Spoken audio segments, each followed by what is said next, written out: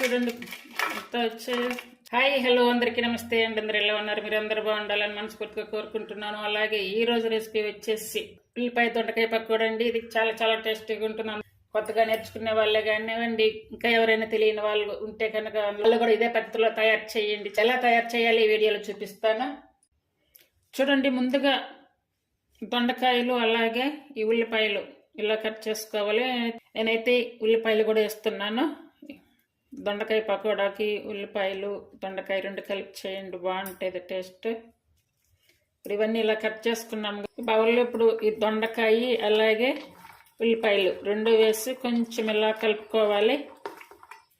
అంటే ఇలా కలిపితే కొంచెం నీరు అనేది వస్తుంది. ఇవి కలుపుకున్నాం కదా, ఇప్పుడు టేస్ట్ సరిపడా సాల్ట్ వేసుకోవాలి. మళ్ళా ఒక 2 నిమిషాలు ఇలా కలిపేసుకోవాలి. చూడండి, ఇప్పుడు 2 స్పూన్ల వరకు కార్న్ ఫ్లోర్ వేసుకోవాలి. 2 ఫుల్ వేసుకోవాలి. అలాగే రైస్ ఫ్లోర్ వచ్చి 1 స్పూన్ వేసుకోవాలి. ఇవన్నీ కూడా బాగా కలుపుకోవాలి. ముందే ఇట్లా కలిపేసుకోవాలి. కారం 1 స్పూను, అలాగే జీరా 1 స్పూన్ వరకు వేసుకోవాలి. శనగపిండి వేసుకోవాలి. శనగపిండి వేసినప్పుడైతే వీడియో ఆఫ్ అయ్యింది. శనగపిండి 2 స్పూన్ల వరకు వేసుకోవాలి. ఒకవేళ వాటర్ వేసుకొని కలుపుకోవాలి.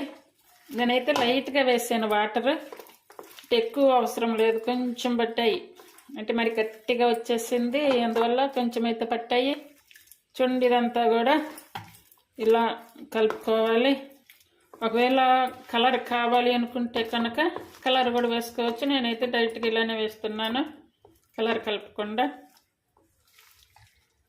చూడండి, మంచిగా కలిపేసుకున్నా. ఒకసారి ఆయిల్ కాగింది లేనిది చెక్ చేసుకొని ఇవి వేసుకోవాలి. అంటే ఇలా కలిపినప్పుడు అంతా కొంచెం ఇట్లా ముద్దగా అలా వస్తుంది కదా, అలా లేకుండా ఇలా గ్యాప్గా వేసుకుంటే మనకి పకోడా అనేది మంచిగా వస్తుంది, మంచిగా ఉడుకుతుంది కూడా. చూడండి, నేనైతే అన్ని సపరేట్గానే వేస్తున్నాను. ఇవన్నీ వేసుకున్నాక మిడిల్ ఫ్లేమ్ మీద పెట్టుకోవాలి. దొండకాయ ఉడకడం కూడా లేట్ కాబట్టి ఇప్పుడు ఈ పకోడా ఇంకా లేట్గా అవుతుంది కాబట్టి మిడిల్ ఫ్లేమ్ మీద పెట్టుకోవాలి.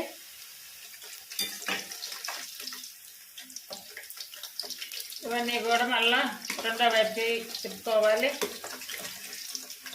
నేను వేసేటప్పుడు ఆన్ మీద పెట్టి వేసాను. వీటిని రెండో పక్క తిప్పి సిమ్ మీద పెట్టుకుంటే కరెక్ట్గా ఉంటాయి. చూడండి, మంచిగా వేగాయి. ఇవి కూడా ఇలానే వేసుకోవాలి. కొత్తగా నేర్చుకునే వాళ్ళు ఎవరైనా ఉంటే కనుక ఇలా ట్రై చేయండి. ఇక్కడ దొండకాయ పకోడీ ఉడుకుతుంది. అలాగే ఇక్కడ దొండకాయ పచ్చడి కోసం అయితే ఇక్కడ ఫ్రై చేస్తున్నాను. దొండకాయలు, పచ్చిమిర్చి, అలాగే టమాటాలు. ఆల్రెడీ దొండకాయ ఫ్రై అయితే చేశాను. దొండకాయ ఫ్రైకి అయితే వీడియో చేయలేదు. ఒకటే వీడియోలో 2 రెసిపీస్. అలాగే కరివేపాకు, జీరా ఇవన్నీ మంచిగా వేయించుకొని మిక్సీ పట్టుకోవడం కానీ లేదంటే రోట్లో కానీ దంచుకోవాలి. సెకండ్ వై కూడా మంచిగా వచ్చింది. చూడండి, ఎర్రగా వచ్చేలా వేయించుకోవాలి.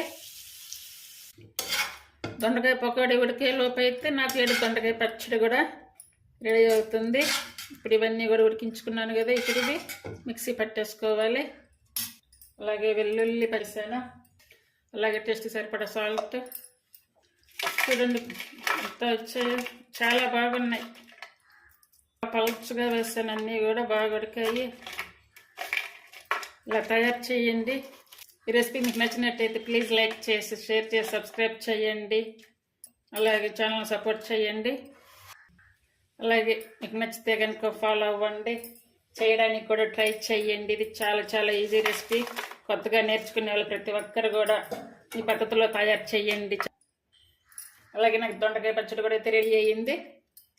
ఇవి డైరెక్ట్గా అని తినొచ్చు, లేదనుకుంటే సాస్తో కూడా తినవచ్చు.